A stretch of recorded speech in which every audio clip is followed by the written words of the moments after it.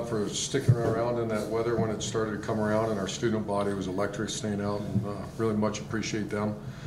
Appreciate the Buckeye Walk and their once again hanging in there when we saw that weather coming in. Also a tribute to our senior class. It's not a goodbye because we got a lot of ball ahead of us. It was an opportunity for our seniors to tip their hat to the crowd, best fans in the land, and as important opportunity, which I thought our crowd was really classy, to say thank you to a group of players that, if you just look at their performance, you look at the way they live their lives, you look at the way they represent this great university and represent their families with great honor and character and integrity, and that's the Ohio State that I've known since I've been a young person. So I'll answer your questions for you. Front row right here, Rob. Urban, can you describe two things? One, the transformation, the evolution of JT Barrett since he arrived, and what it was like him coming out, your emotions coming out for the last time in this stadium.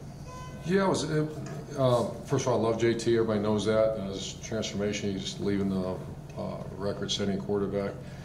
But once again, my emotions were more for him to say goodbye to the crowd. We got a lot of stuff going on here, so it's certainly not a goodbye. When we say goodbye, it's going to be a tough one. But that was not a goodbye. That was a chance for him to tip his hat, and that's why I made that clear to our players to thank the crowd. And in return, I mean, I've been a lot of places where the crowd doesn't tip their hat back at you, and today was awesome. I mean, they did that, and it's well deserved. Front row left, Bill. Urban, how closely were you and your staff following the weather forecast, and in terms of the importance of having the start that you did? And secondly, could you describe your defensive performance? Yeah, it was the first time we were going to take the ball. They won the toss and deferred, but we were going to take the ball because we followed it really closely, and I think 5:30 was when it was going to hit.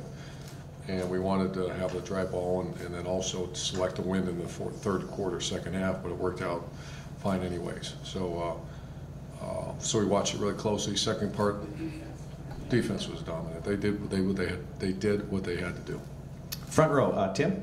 Urban, what's come over Mike Weber the last couple of weeks, number one, and number two, just as you watch your offensive line play now, what are you seeing from them? Obviously, for second straight week, for sure, they dominated. Yeah, they're the most improved unit on our team, and the leadership, the cohesiveness of that group, led by the unit leader, Coach Studd, has been very noticeable.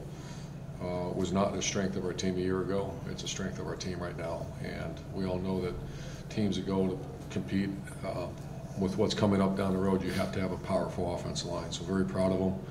And Weber, what's come over Weber? Yeah, Weber's just 100% healthy, and he's running like a guy that we were bragging about him all summer. And then he had that tough injury, but he's doing very well. Far left, Ari. Urban, last few years you guys have had to play Michigan State in this slot before going on to Michigan, and then ultimately, if you were going, I mean, it's just a tough run. How important is it to have a game like this when you're trying to get back up into the eyes of the committee, and confidence-wise and everything going into the? I mean, just to have a game where you could rest starters and do the things that you guys did tonight 2 weeks before having. How important? I mean, is it a big deal? To be seen, or we've had pretty good performances against them the last couple of years when you played at Michigan State, and so I don't know. Our focus is on celebrate this win with your family and friends, and let's get back to business. Since rivalry week. Say that 10 times. Has officially started. One other quick one. Why, if you could take me into the decision making to put the starters back into the third quarter after the turnover touchdown? Pissed. I just didn't want it to turn into a clown show, which it looked like it for a minute, and I got to give Dwayne a lot of credit. He bounced back like that. Front row right, Austin. Urban, you seem so intent all week about not letting any distractions, playoff talk, Big Ten race next week, into let your team.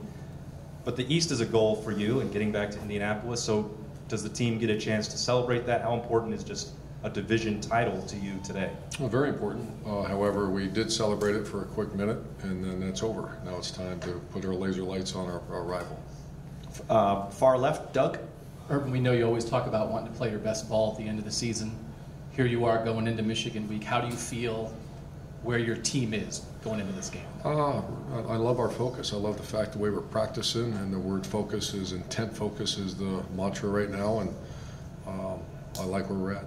And Paris Campbell, we know he missed a couple games in the middle of the year there, got him back involved in the offense. Just when you have that, What does that bring to you guys? He's dynamic, and he hasn't played like that, but that just tells you that you have to practice. Why is Mike Weber playing so well? He's practicing so well. Why is Demetrius Knox? Well, who's Demetrius Knox? All of a sudden he's great in champions because he practiced so well. Paris, a perfect example. I hear people make comments, well, he'll be okay for game day. What does that mean? That's not the way this works. He's got to practice to get where he's at, and he's practicing really well this week. And last three over on the right, we're going to go Clay, Jared, and then Steve. Clay? All three? Just you first. Are you aware that your rival lost today, and just how quickly did you make that pivot in the locker room? Pretty quick. We celebrated the chance that we're going to go to Indianapolis, which is a goal every year, and then yes, I was aware, and we dive right into the get ready to go. Jared? Urban, on a similar note, every year when you prepare a team for this week that's coming up here, it seems like the hype grows and grows and grows. How do you want your team to manage the week? Because you know what it's like. It's an insane, exciting week. How do you want your players to, maybe even the ones that haven't been through this before, to manage the hype and what all goes into it? Well, there's not a template. It's because every team's different. We know what we're doing. I'm going to evaluate that on Sunday, talk to our staff. I have some coaches never coached in this game yet either. So we have to coach coaches through it. They're going to, the facility changes tomorrow. Everything changes, and but I'm going to monitor that. I can't answer that question now because I want to see how they respond. And final question, Steve? Yeah, Coach, I know Paris Campbell's one of your favorite guys, and it seemed like in the first quarter you guys came right out to get him the ball and get him involved, and he helped you set up, I think, first two touchdowns, I think he helped you set those up. Just seems like, is he back healthy now, and was there a concerted effort on your part to get him the football? There sure was. Once again, it's because he's one of our best players, and secondly, practiced so well this week. When last week he did not practice that well, and so it wasn't that concerted effort. But it's what you see on Tuesdays and Wednesdays when you decide the game plan, and he was outstanding. Is he a guy that can help you do some big things here in the next 2 weeks if he's full go? Oh, I think he's one of our best players. Yeah, he has that ridiculous. That reverse was ridiculous effort, and yeah, he's a dynamic player. Great, Coach. Thank you very Thank much. you.